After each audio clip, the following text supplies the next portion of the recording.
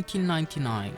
By this time, the survival horror genre has now reached its true potential, or so we thought, until a little game called Silent Hill was released.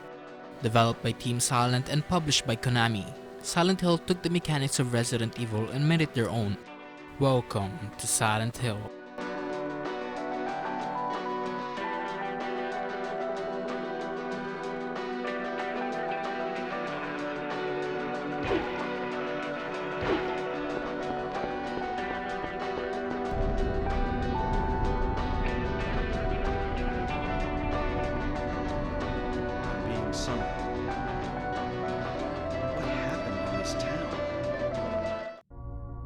The game opens up with Harry waking up from a car crash after almost hitting a little girl in the middle of the road.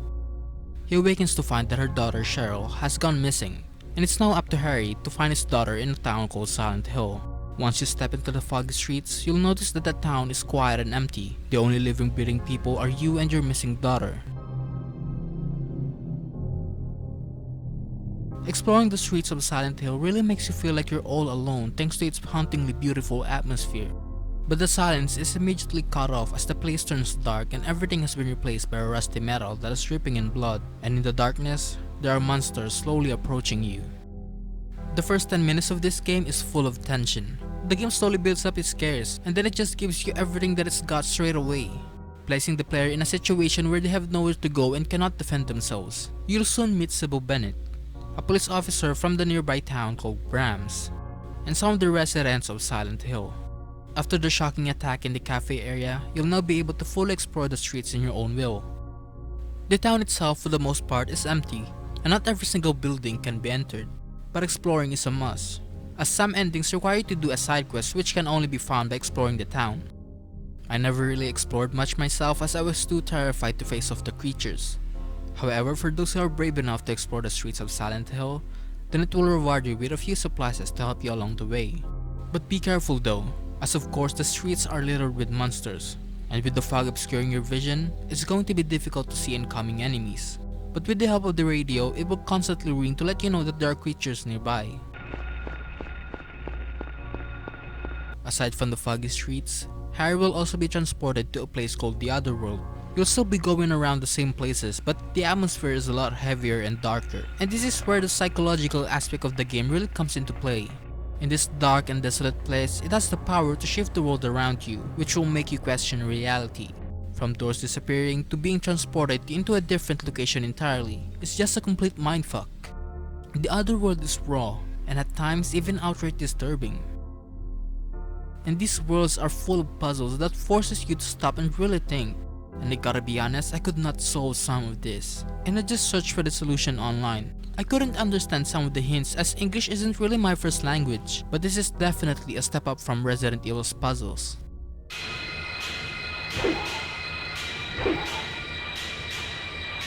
Daddy? Help me. Daddy? Where are you?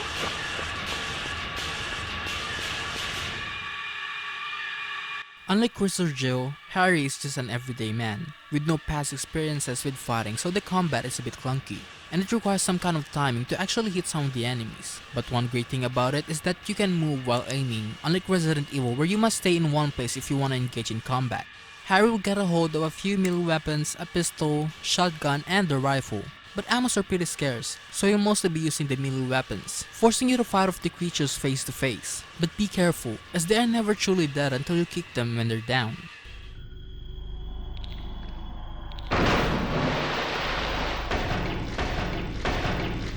It isn't necessary to kill all of the creatures, and it's actually quite easy to just run away from them. But hearing the radio static just makes the situation even more panic-inducing that I'm always forced to kill all of them in the room to make it stop. Even from the sound of your footsteps to the loud and heart-pounding noises of the environments, everything will keep you on edge thanks to its masterfully done sound design. Even if you know that there aren't any monsters in the room with you, there's still this feeling that you're never truly safe. Silent Hill takes a more realistic approach than other survival horror games. When Harry sees something that interests him or if a door is locked or open, he would draw on the map, which makes exploration a lot easier. Now since the environment uses full 3D, it's a bit hard to identify which items can be picked up, as the game doesn't really tell you or give a hint because of the realism approach. So you're gonna be pressing the X button a lot and hope that that item can be picked up. And also, the camera will follow you as you look for items or enemies that could be hiding in the corner. Sometimes the camera can look and feel cinematic, with its wobbly and fluid look, but more often than not, the camera would act up, which can be a little bit disorientating at times, especially in the more tighter areas. Another thing that's fluid is the characters' animations. For a PS1 game, the animation just looks impressive, and dare I say, it looks even smoother in detail than other recent game releases today. While yes, there are some scenes where the animation just looks a bit off, Stop! Don't shoot! but things like this really adds to the uncanny vibe of the game.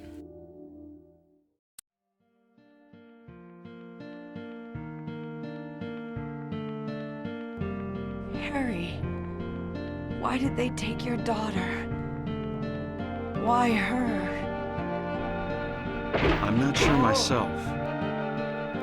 Stay by me, Harry. Please. I'm so scared. Help me. Save me from them. Please.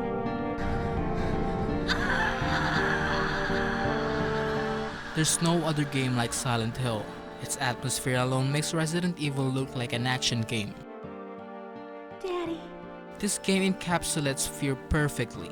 Because of its dark and heavy atmosphere, I find it hard to really go back and replay the entire game again.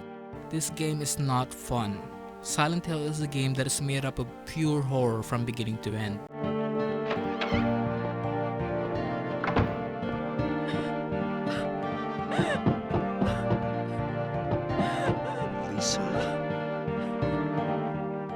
After finishing the story, a CGI cutscene would play, which is a recreation of the game's first intro, but with a more lighter tone. It shows all of the characters that you've met throughout the game but is presented as some kind of a blooper footage. This is really the only part of the game where everyone is happy. This end credit gag tells the players that the horror is finally over and you can now let go of the tension, which was really needed. Resident Evil might have started the genre, but Silent Hill is the one that perfected it, putting the cheap jumpscares aside in favor of psychological scares that really messes with the player's minds. While these kinds of scares might make it hard for newcomers to handle because of its heaviness, Silent Hill is the purest form of horror. This is one journey you'll never forget.